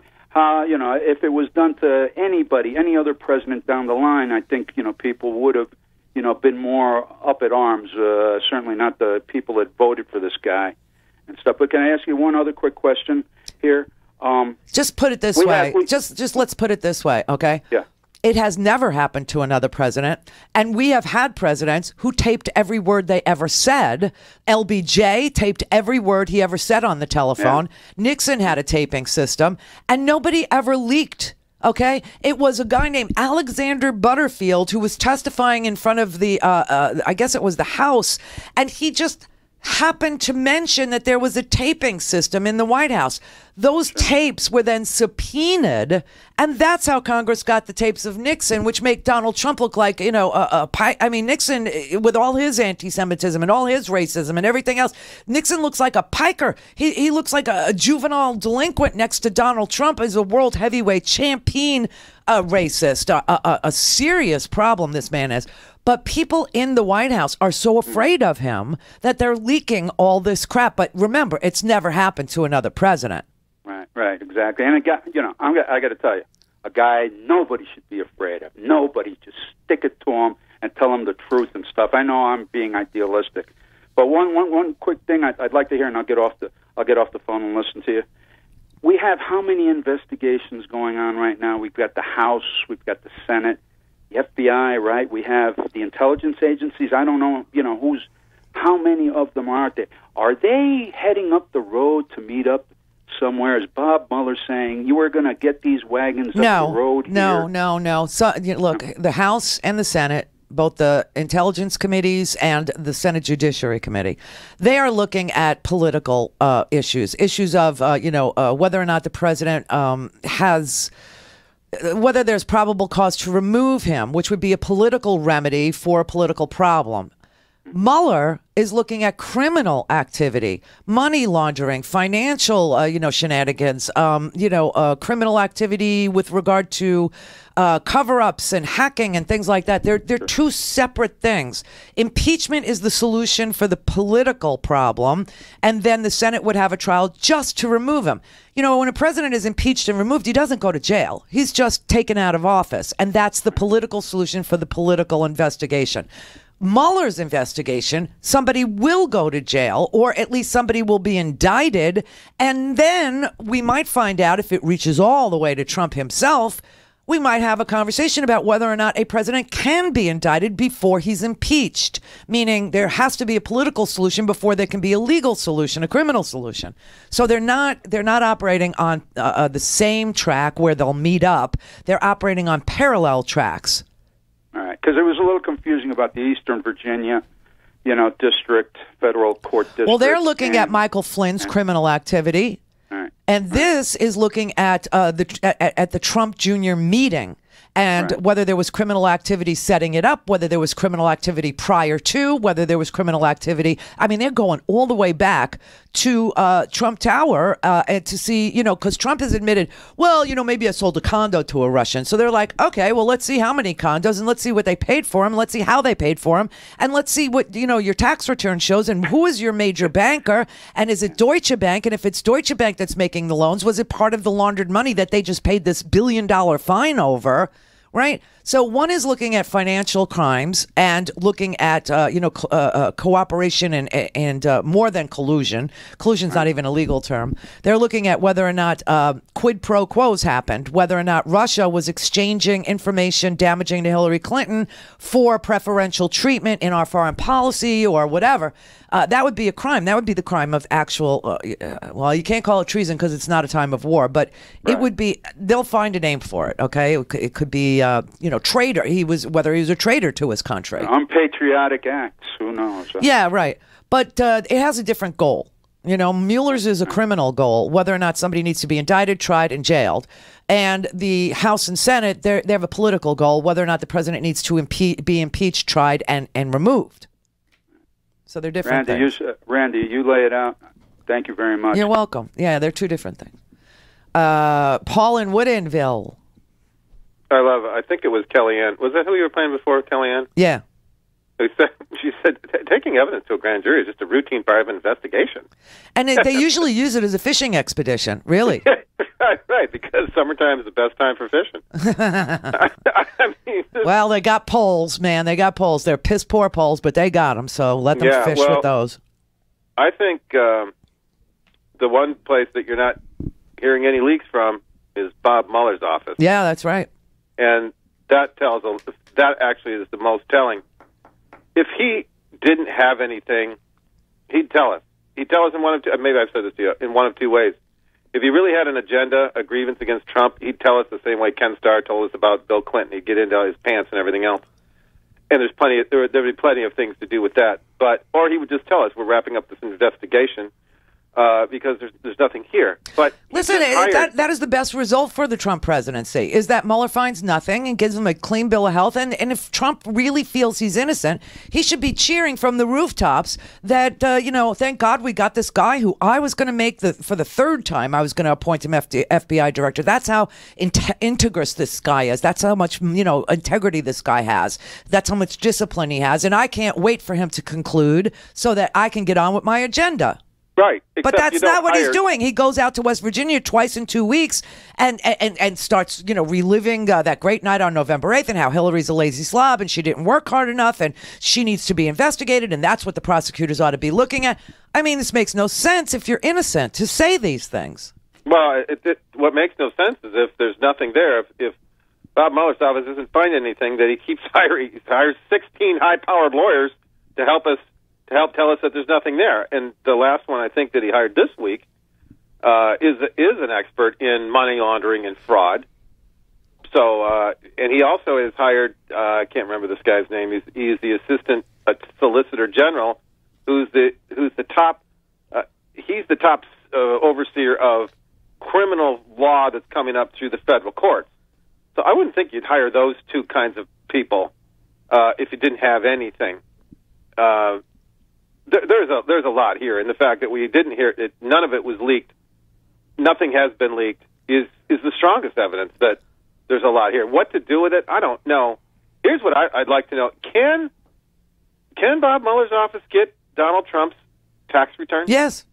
Yeah, he can do that. Yeah, can have anything he wants. Yeah, he can subpoena that and get them. Yes. And so I would think that, and Trump being so pissed off last week about how dare you look into my family's finances. Well, to quote, I mean, he said it would be a red line for him, and right, it'd be a big red line that you can't cross. You get into my financials. I don't want my financials. You get into that, and I will fire you. And he gave an interview to the New York Times, and the New York Times said, "Well, what would you do?" And he said, "We'll see. We'll have to see. We'll see." And now we know that Bob Mueller is in his financials. He's all over it. And he's not just limiting himself to 2015 and 16 when he was running for president. He's going back. He's going way back. I wonder if this will be kind of one of those Obama red lines in the sand that he doesn't do anything. We'll see what he does. If he, the other thing is the whole administration, and Jeff Sessions is stepping up. I think they've had a talk. The whole thing with this administration is antagonism and adversarial approach, what am I trying to say? Attack on the entire country. Jeff Sessions is now doing this. Part of this whole mega database that Chris Kobach is collecting, Kobach, I guess it is there's nothing that the federal government can really do to compel the states to do anything differently with the way they run elections. But this was kind of like in the same time remember when who was the Attorney General for Bush, who fired all the federal attorneys, federal prosecutors who wouldn't go out and arrest people over voting for voter fraud. So they're going to use this database to harass. Was people. It Alberto? Yeah. That's right. Alberto Gonzalez. That's right. Fired a bunch of federal prosecutors because they were saying, no, we're not just going to go out and arrest people and harass them over whether or not they voted illegally, and that's what this information is going to be used for. Now Jeff Sessions is doing another thing with the... No, listen, I tell you, these voter documents that they're trying, this is all about voter suppression. And sure. Yeah, and there's no question about it. And this whole thing with police brutality and voter suppression and, white people, you're being discriminated against, and this is a white nation and all. This is all for the base, okay? This is just a play for the base. That's all it is. But if they ever put all the voter data in one place, believe me, they would hand it over to somebody like Cambridge Analytica, who would profile every single voter and would, target them through Facebook, social media, all kinds of Twitter feeds and everything with bots and all that. And they would suppress the vote just like they did in Wisconsin, Michigan. And, and by the way, keep watching for the name Cambridge Analytica in all these investigations. You're going to see people actually filing papers saying, yeah, I got paid by them. You'll see maybe Jared Kushner, who ran digital operations. All of a sudden, he's going to update his financials and say, "Yeah, I did get paid by." And this all goes to whether or not Russia could even possibly target these voters with anti-Hillary Clinton, images and Facebook posts and all this if they didn't have the voter records. You know what I mean? So, right. And then they gave those voter records that were hacked by Russia, which we know the intelligence community said that happened. And then they turned it over to Cambridge Analytica and said, here, target the Hillary voters and make sure that they don't vote, because you could squeak by. I mean, this is really what he's investigating. So is also, let me just move on to one other thing here. Is this thing with Sessions harassing the colleges and universities, threatening lawsuits over their affirmative action, and also harassing so-called sanctuary cities with not giving them federal. This has all been already handled in the Supreme Court. He's barking up the Sessions is barking up the It's just a play, tree. Paul. It's all based stuff. Paul, it's all a play for the West Virginia base. It's all a play for Mississippi, Alabama. Texas, West Virginia, North and South Carolina, everything north of me in Florida. Okay, this is just a play for the base. You're right. The whole Fisher versus University of Texas is settled law. The Supreme Court weighed in on it. It said that looking at a whole person is a good way to admit people into college, looking at everything about their life and giving a certain amount of points for whether or not you were class president, for whether or not you came from a school that doesn't send very many kids to college. These are all things that could be taken into consideration.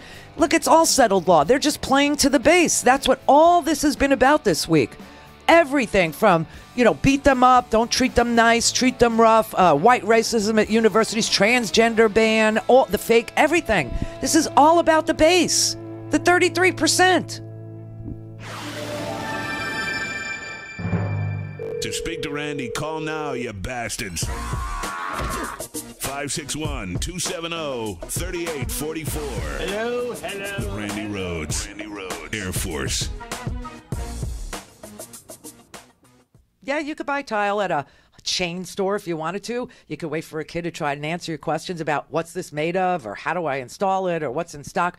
But what if you wanted serious craftsmanship? What if you wanted custom design, handmade, to order from your imagination, or an inspiration photo that you love? Probably you think you can't anymore, but I did. When it was time to shop tile, I came across a family-owned business that still handcrafts each and every individual tile, matching your colors, your inspiration, your design. Tempest Tile Works. They're based in Portland, Oregon, and they still handcraft the most magnificent tile. Let them match to your fabrics or to your countertops or to anything you can envision for your bath or kitchen.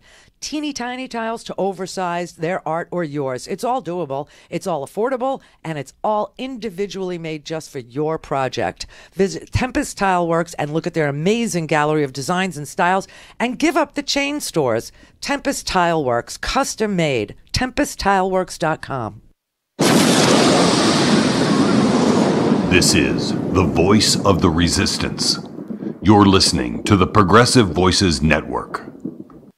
This is Ezra Levin, Executive Director of Indivisible. Please go to indivisibleguide.com, type in your zip code, find your local Indivisible group, and join the movement to resist Trump's agenda. We've teamed up with Progressive Voices Network to help your community take action and hold Congress accountable. Change will not come if we wait for some other person or some other time. We are the ones we've been waiting for.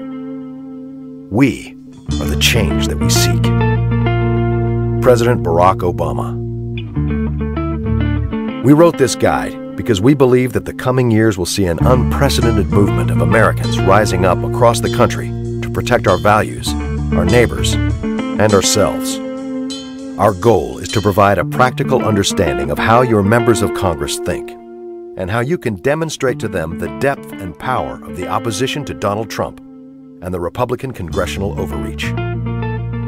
This is not a panacea, nor is it intended to stand alone. We strongly urge you to marry the strategy in this guide with a broader commitment to creating a more just society, building local power, and addressing systemic injustice and racism. Take action and hold Congress accountable. This is Ezra Levin on the Progressive Voices Network, asking you to join the millions who decided to become part of the movement to resist Trump's agenda. Check out indivisibleguide.com to start resisting on your home turf. Keep listening for more ways you can get involved. This is the voice of the resistance. You're listening to the Progressive Voices Network. This is the Randi Rhodes Show. To speak with Randy, dial 561-270-3844. That's 561-270-3844. This was the best moment this morning. Do you think that the president of Mexico should have been more forceful in saying it's never going to happen? Well, you can use my words. We will never pay for that fucking wall. With that Watch your face. F wall, that makes it more clear. But it's still, Poor Allison. Who can think about a country paying for a wall that is going to be built in the neighbor's territory? Or why should Mexico pay for a wall? What's the reason? We don't need a wall.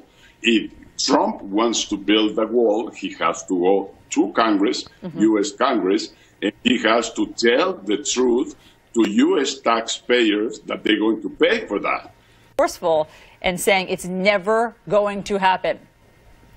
Well, you can use my words. We will never pay for that fucking wall. She's like, she's probably listening to the producer in her ear say, and she's Allison, we're not on delay. Just push through it. Just keep going. He is a president. It's okay. Nobody will blame you. He's an ex-president of Mexico. Just keep going. Her face is like priceless. That was so good this morning. Eileen in Philadelphia. That is the funniest thing I've ever heard. Wasn't that great? That was a showstopper, man. I did a spit take. I was sitting at home, I'm sitting in front of my computer putting the show together, and I heard it. I turned around, and the coffee just came flying. And he's going, you have to go to Congress. I mean, he sounds more like he knows about our government, how it works, than, Than Trump does, yeah. Unbelievable. It was great. It's nice to talk. It's so nice to talk to the Mona Lisa Vito of talk radio. It's posi traction. From top 10 center. It's, yes, exactly. 10 degrees off. The defense is wrong. The defense is wrong. It's a trick question. You know what? Maybe I'll watch that again tonight. I love that movie. God. That movie is so good. We have it memorized, my husband and I. That's my favorite thing to do. When you're a little buzzed, you watch a movie that you know every word, and you just keep up with it. You just keep going. It's just. We'll spend whole evenings just talking in their accent. I know. I love her. I love that movie. I love Marissa Tomei. I love Pesci. I love them all. That is just a great movie. Ed Gwynn as the judge. And no one ever wins an Oscar for a comedy role. I know. What is that about? Why? Making us laugh is not, Oscar worthy. You have to have some kind of defect or deformity, or you have to be, have one leg or something to win. Yes, my left foot. You have to have a left foot is what you have to have. Or you have to have a mental breakdown. Do you know what I mean? Like Sybil or, something like that. Right. Exactly. I know. It's really sick. Stretch your acting talent. And by the way, I work at Penn, and it's pretty much common knowledge there that the only reason Trump was able to transfer into Wharton, which is the business school he went to, was because his dad gave a huge amount of money. Well, see, that's the thing. It was a big donation. This is what legacies are, and because you work at a university. Legacies are guaranteed admission because Jared, that's how Jared got into Harvard. His dad gave... Exactly. You really think W was like Harvard material? Do you, really? Mm-hmm. Yeah, this is all daddy stuff. This is all, your dad went there, so you get points for... And so if you're going to get points for being a legacy, meaning that you're the son or daughter of somebody who attended that college, why shouldn't you get points for coming from an area that's not known for sending a lot of kids to Harvard, but here you are with a 4.0 grade point average? So, I don't get why, the genetic lottery gives you, points, but the intellectual lottery or the tenacity lottery or the grit and commitment lottery that you've won doesn't count. Yep. It's ridiculous. And by the way, thank you for the call. But by the way, this is settled law, and all that they're doing with this, reverse white discrimination, and cops treat people too nice. And I got this great phone call from Vincente Fox, who thanked me for stemming his flow of immigration and transgender ban. This is all for the people he keeps going to talk to, which are the poorest Americans, who can't even afford a newspaper. Some of them don't even have broadband yet. Some of them aren't connected to the internets. And they are ripe for the picking. And he goes and he picks. He picks them off. He feeds them a load of garbage, tells them Hillary is to blame for your lot in life, even though she was never president. Not even of the Girl Scouts. So, it's all distraction, and it's all playing to the lowest common denominator in this country, which is hatred and fear. Fear is probably the most useful emotion you have, meaning it'll teach you not to put your hand on a hot stove. But it's also one of the biggest things you have to overcome in life. For instance, the biggest fear people have is public speaking. If you overcome it, you could be me. Oh, yeah. Big prize. Andrew in Boynton Beach. Hey, Randy. How you doing? Hey, B-Town. Happy Friday. Happy Friday, bastard. Well, I was thinking about the fear. Yeah. The fear. And I was thinking of, you just said it. Like racism, and that's a weakness. Racism is a fear. Racism is a way. Racism. Let me explain this to you. Racism is a way of dealing with fear of the unknown. That's what racism is. And if you can minimize that person that's making you feel fearful, then you're less fearful. Yeah, but that's a weakness. It's a weakness. Yes, that's what I'm saying. A weakness. Well, that's a weakness. Yes, and no, I'm saying that the emotion of fear is a double-edged sword. It can guide you to keep you from walking out into traffic, because you fear being hit by a car on the highway, whatever. Or it could actually make you afraid to drive the car at all. So it's a double-edged sword, you know. Very true. Well, I was thinking about how, everybody's wondering, why does Trump keep bringing up Hillary, and why does he keep bringing up the election? And you're wondering it, and America's wondering it, and who is it? Richard Painter's wondering, why does he keep going back to Hillary? Everything's why. And it's kind of like everything that he's been doing this whole week, and it's to pander to the 22%. Yeah, to the hatred. It's to pander to the base. The base. It's not just the base that hates Hillary Clinton. There are a lot of people. Well, that's true. Yeah, but the thing is, the base in their minds, this Russia thing. I mean, and like say people who listen to your show know that the Russia thing has to do with Hillary Clinton very marginally. It has more to do with is Russia? It's the Magnitsky Act. It's to do with, is Trump actually not a billionaire? He's in the hole, and Russia's giving him loans, the Deutsche Bank investigation. What we want to know, want to know is our president a puppet for for an adversary? But to those people, I hate to say those people, but to people who still support Trump, because I want him to come over, stop supporting him. He's killing us and you, nobody likes losing. And the way he's framing it is Hillary Clinton / the Russia thing means the Russia thing means Hillary won, and that means I lost, and that means you lost because you voted for me. And that's why he brings it up. No, he's bringing it up because he's doing this because it's us and them, and that is autocratic. Okay, there's us, and there's everybody else, and everybody else is not us. That's what he's doing with the cops need to beat people up. There's white racism, where white people are being victimized. Transgenders have to go. It's us and them. You're not transgender. You're white and you're being punished because of a black middle class that's growing, and they're taking your jobs. And you're being punished by immigrants who are taking your jobs. Meanwhile, I don't think I'm not working at a slaughterhouse because some immigrant took my job there. You know what I'm saying? It's an us and them mentality. Now, the universal thing that binds, believe it or not, is hatred of Hillary. There's a lot of hatred for her in this country. That's just a gimme. And so that's the perennial. That will always play in Peoria. That will play everywhere. And it makes us the winner and her the loser. It's all about winning. Winning, winning, winning. So much winning you get tired of winning. And she lost, and she lost, and she's bitter, and she's...